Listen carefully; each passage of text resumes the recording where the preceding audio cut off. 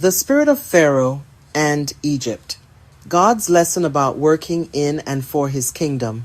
Personal testimony by Dr. Ann Ingraham. For nearly 4 years, I had not worked in a traditional career role. The Lord had given me a clear assignment to build Goshen, a place of refuge, provision, and preparation for his people. I poured myself completely into that call. Every decision, every plan, every sacrifice was an act of obedience. But as time went on, our resources began to dwindle.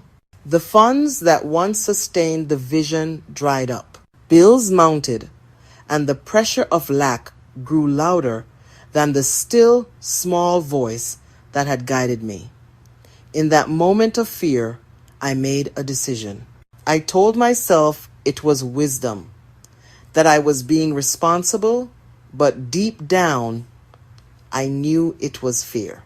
I went back into the job market, convincing myself that God would understand.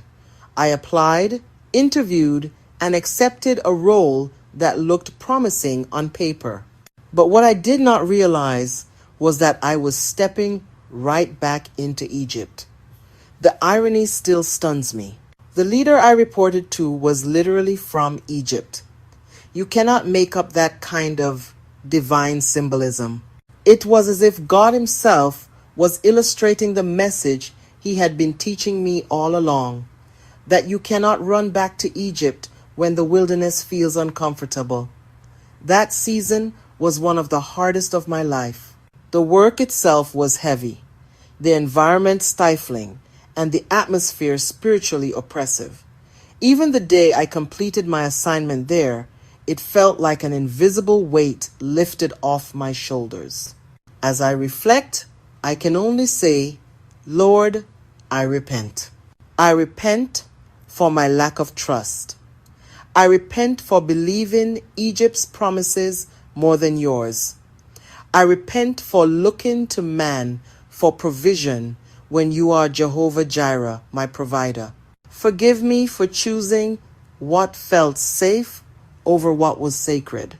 I don't know what comes next, but I know I cannot move forward without your help and strength. This is the same lesson Israel had to learn in the book of Exodus. Egypt represented bondage, but it also represented a false sense of security.